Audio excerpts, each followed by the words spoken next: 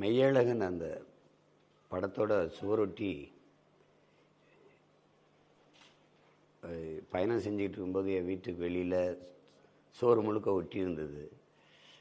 பார்க்கும்போது அந்த மெய்யழகன்கிற தலைப்பு அதில் இருந்த இன்றைக்கி சினிமாட்டோகிராஃபி, கொரியோகிராஃபி இப்படி தான் எல்லா படங்களையும் வந்துக்கிட்டு இருக்குது. ஆனால் இங்கே ரொம்ப நாளைக்கு பிறகு நான் ஒளிப்பதிவு, நடனம், இது மியூசிக்குங்கிற இடத்துல இசை இதெல்லாம் பார்த்தோன்னே என் உணர்வோடு அப்படி ஒன்றிச்சு. இது நம்ம படம் மெய்யழகன். அதுவும் தம்பி கார்த்திகை, அரவிந்த சாமி 2 பேரும் அது அவங்க பார்க்கும்போதே இந்த படம் பார்க்கணுன்னு பேரார்வம் இருந்தது. நான் எல்லா உரையாடலையும் தமிழ் எழுதி தலைப்பில் இது பண்ணும்போது எல்லோரும் ஒரு மாதிரி பார்த்தாங்க. ஒரு 15 ஆண்டுகள் கழித்து என் தம்பிகள் அது செய்யும்போது எனக்கு ஒரு அளப்பெரிய ஒரு மகிழ்ச்சியும் ஒரு பெருமையும் ஒரு நம்பிக்கையும் வந்துச்சு. தமிழில் வெளியீட்டு மாதத்தை நான் போட்டேன். அப்போ எல்லாருமே என்னுடைய தயாரிப்பாளரும் அதை ஒத்துக்கிட்டார், பெருசாக எதிர்க்கலை. புரட்டாசி 11ஆம் தேதின்னு நான் பார்த்தோன்னே ரொம்ப மெய் சிலித்து போனேன், உடல் புல்லரிச்சது. சரி, இதை பார்த்துடணும் படத்தைன்னு. அப்போ படம் பார்த்தா இது ஒரு படம், வழக்கமான ஒரு திரைப்படம் அப்படின்னு சொல்ல முடியாது. ஒரு அழகான, ரொம்ப இனிமையான ஒரு பயணம் இது. அது தம்பி கார்த்திக் அவர்களுக்கும் அரவிந்த சாமிக்கும் ரொம்ப புதுசு. ஏற்கனவே தம்பி பிரேம்குமார் எனக்கு நல்லா தெரியும். அவருடைய நடுவில் கொஞ்சம் பக்கத்தக்கான 96 இந்த படம் 96 படத்தில் ஒரு முழுமையான படம், ரொம்ப அருமையான படத்தை, மெல்லிய உணர்வுகளை கூட திரைமொழியில் கொண்டு வந்துற ஆற்றல் அவருக்கு இருந்துச்சு. அது காரணம் அவர் 8 படங்களுக்கு இதுக்கு முன்னாடி ஒளிப்பதிவு செஞ்ச அனுபவம், அதெல்லாம் அவர் கை கொடுத்தது. அதுக்கப்புறம் இந்த படத்தில் அதே மாதிரி ஒரு உணர்வை பதிவு செஞ்சுருக்காரு. நீங்கள் படம் பார்த்து தான் அதை, மற்ற படங்கள் போகிற கதையெல்லாம் சொல்ல முடியாது. படம் பார்த்து தான் அது இசையை எப்படி உணர முடியுமோ அது மாதிரி இந்த படத்தை நீங்கள் உணர தான் முடியும். ஒரு அதிக கதாபாத்திரங்களை எடுத்துக்கலை, வணிகத்துக்காக பாடல்கள், சண்டை காட்சி அதெல்லாம் அவர் எடுத்துக்கலை. 2 கதாபாத்திரங்கள், அதை சுற்றிய உணர்வு குவியல் அப்படி அழகாக பின்னி எடுத்துகிட்டு போயிட்டாங்க. அது ரொம்ப நாளைக்கு பிறகு எங்கள் அப்பா பாலமகேந்திரா, ஐயா மகேந்திரன், எங்களுடைய அப்பா பாரதிராஜா, இவங்க படங்களை பார்க்குற போது எவ்வளவு நிறைவு இருக்குமோ, ஒரு அழகியல், அது சார்ந்த ஒரு உணர்ச்சி குவியல் எப்படி இருக்குமோ அப்படி இருந்தது இந்த படம். குறிப்பாக ஒவ்வொரு காட்சி அமைப்பும் புதுசு. அதில் இந்த ஜல்லிக்கட்டு காளையை பற்றி, அந்த காளை அவருக்கு கிடைச்சது, அது வளர்த்தது, அந்த காளையுடைய அதை பற்றி சொல்கிற அந்த பகுதி எனக்கு ரொம்ப பிடிச்சிருந்தது. அவர் ஒவ்வொன்றுக்கும் அவன் கண்ணை முழிச்சு அது செஞ்ச முகபாவங்கள் ரொம்ப அருமையான பகுதி. அந்த பகுதி இது சொல்லப்போனால் என்னோட தனிப்பட்ட முறையில் என்னோட உணர்வு, என்னுடைய வாழ்க்கை, என்னுடைய கனவோடு பொருந்துகிற ஒரு படைப்பு இது. தம்பி எண்ணிப்பறந்தலை சொல்லுவது, பெருஞ்சேரலாதனை பற்றி சொல்லுவது, கரிகால் பருவளத்தானை சொல்லுவது, ரொம்ப நாளைக்கு பிறகு நான் தான் அதை சொல்ல ஆரம்பித்தேன், முப்பாட்டன்கள்னு. அதெல்லாம் கேட்கும்போது எனக்கு ரொம்ப என்னோட உணர்வோடு அப்படியே ஒன்றி இருந்தது. எங்களுக்கு வரலாறு மறைக்கப்பட்ட ஒரு இனத்தின் மக்கள் நாங்கள், அதை வெளிப்படையாக நாங்கள் ஒத்துக்கிறோம். எங்களுக்கு வரலாறு கிடையாது, வரலாற்று சான்றுகள் கிடையாது, இலக்கிய சான்றுகள் தான். எங்கள் பாட்டன் பாண்டியன் நெடுஞ்செழியன் மதுரை ஆண்டான்கிறே நாங்கள் சிலப்பதிகாரம் படித்து தான் தெரிஞ்சுக்கணும். எங்களுக்கு கொஞ்சம் அடையாளம் இருக்குது. அருண்மொழி சோழனும் அரசேந்திரனும் பெருவுடையார் கோயிலை கட்டினாங்க, கரிகாலன் கல்லணை கட்டினா, இந்த மாதிரி சின்ன அடையாளங்கள் இருக்கிறதுனால எங்கள் முன்னோர்கள் கட்டியதுன்னு இருக்குது. வரலாற்றில் புறக்கணிக்கப்பட்ட ஒரு இனத்தின் மக்கள் ஒரு நாள் தங்களுக்கான வரலாற்றை தாங்களே எழுதுவார்கள் நான் அம்பேத்கர் சொல்கிறாரு. அதை தான் நாங்கள் இந்த தலைமுறை தமிழ் பிள்ளைகளை செய்துக்கிட்டு இருக்கோம். அதில் முதல் எழுத்து, பல எழுத்துக்கள் இருக்குது, அதில் ஒரு எழுத்து என் தம்பி எழுதிய இந்த மெய்யழகனுங்கிறது. சொல்கிறால் இந்த காலத்தில் இதைத்தானே நம்ம படிச்சிருக்கணும். வரலாறு தான் ஒவ்வொரு தேசினத்திற்கும் வழிகாட்டும். வரலாற்றை மறந்துவிட்ட இனம் சுடுகாட்டில் இறந்து கிடக்கிற பிணம்ங்கிறார் ஓசிமின். வரலாற்றை படிக்காதவன் வரலாற்றை படைக்க முடியாதுங்கிறார் அண்ணல் அம்பேத்கர். வரலாற்றை படி, வரலாறாகவே வாழ், வரலாற்றை படை, வரலாறாகவே வாழுங்கிறார் எங்களுடைய தலைவர் மேதகவி பிரபாகரன். இயற்கை எனது நண்பன், வாழ்க்கையின் தத்துவாசிரியன், வரலாறு என் வழிகாட்டிங்கிறார்.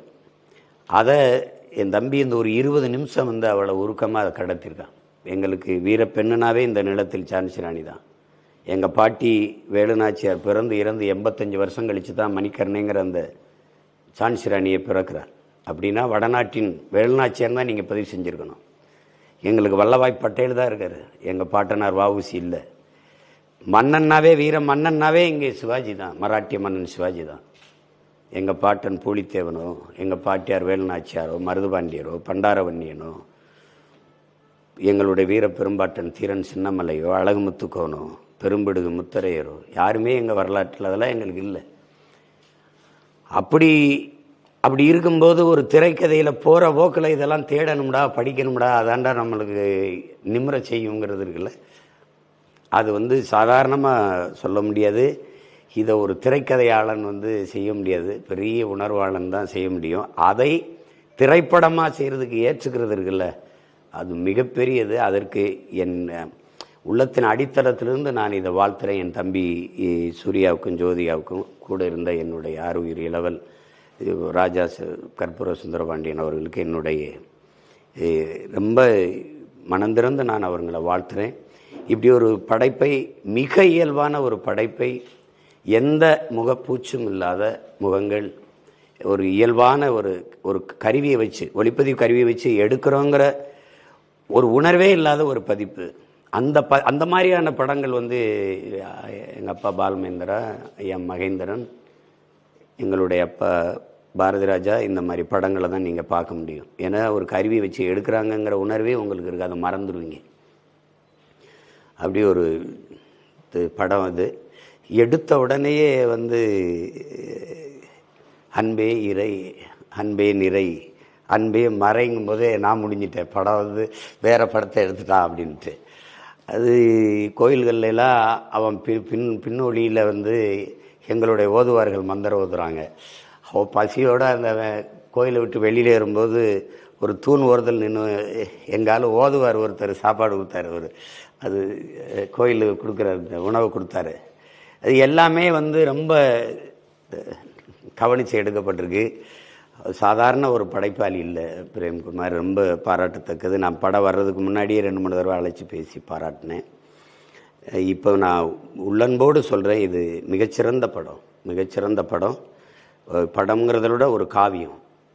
மென்னுணர்வை, மானுட உறவுகளை 2 கதாபாத்திரத்தில் வச்சு, ஒவ்வொரு கதாபாத்திரம், அரவிந்தசாமி அவருடைய கதாபாத்திரம், தம்பி கார்த்திக்கு மனைவியாக வருகிற அந்த கதாபாத்திரம், அவன் அந்த தங்கச்சி திருமணத்துக்கு வரும்போது அந்த தங்கச்சி கொஞ்ச நேரம் தான் வருது, அது ஒரு காட்சி தான் அந்த திருமணம். அந்த கதாபாத்திரம் நீங்கள் பாருங்கள், அவ்வளவு நெகிழ்ச்சியான ஒரு படைப்பை அண்ணன் தம்பி, அக்கா தங்கச்சி, மாமா மச்சனு, சித்தப்பா பெரியப்பா, உறவுகளோடு பிறந்த ஒவ்வொருத்தனும் கொண்டாடக்கூடிய ஒரு ஒப்பற்ற திரைக்காவியமாக நான் இதை பார்க்குறேன். மெய்யழகன் உண்மையிலேயே மெய் அழகன் தான். தலைப்பிற்கு ஏற்ப இப்படிலாம் இப்போ தலைப்பு வச்சு படம் வருதான்னா ரொம்ப ரொம்ப யோசிக்கணும். அது என்னானாலும் சரி பரவாயில்ல அப்படின்னு ஒரு கதை சொல்லும்போது இதில் வணிக நோக்கத்தில் எந்த இதுவுமே இல்லையேன்னு தம்பிக்கு தெரிஞ்சிருக்கும், சூர்யாவுக்கு தெரிஞ்சிருக்கும். அதையும் மீறி இப்படி ஒரு படத்தை எடுக்கணும்னு நினச்சார். நடிச்சிருக்கிறவர் வந்து சிறுத்தை, இந்த மாதிரி படம் நடித்த ஒருத்தனை, சர்தார் மாதிரி படம் நடித்த ஒருத்தரை தூக்கி இப்படி கையாளணும்னு நினைக்கிறது ரொம்ப இது. குறிப்பாக அண்ணன் ராஜ்கிரண், அண்ணன் ஜெயபிரகாஷ், அவருடைய பையன்தான் தம்பி அரவிந்த சாமியோட இளம் வயதாக நடிச்சிருக்காரு. ரொம்ப அருமையாக நடிச்சிருக்காங்க. ரொம்ப சிறந்த ஒரு படைப்பு. எல்லாரும் இதை பேராதரவு கொடுத்து கொண்டாடினால்தான் இதுபோல் அரிய படைப்புகள் வரும். நம்மளுடைய நாட்டு சர்க்கரை, கருப்பட்டி, வெல்லம், வெள்ளை சீனியில் மறைஞ்சது போல் நம்மளுடைய எல்லா அடையாளங்களும் தொலைஞ்சிருச்சு. கோதுமையில் நம்முடைய கேழ்வரகு, குதிராவளி, சாமை, தினை ஒழிஞ்சது போல் பெரிய வர்த்தக உலகத்தில் வணிக படங்களுக்கு இடையில் இப்படி அழகியலான மெல்லிய உணர்வுகளை கொண்டாடுகிற, போற்றுகிற படைப்புகள் வந்து மறையக்கூடாது.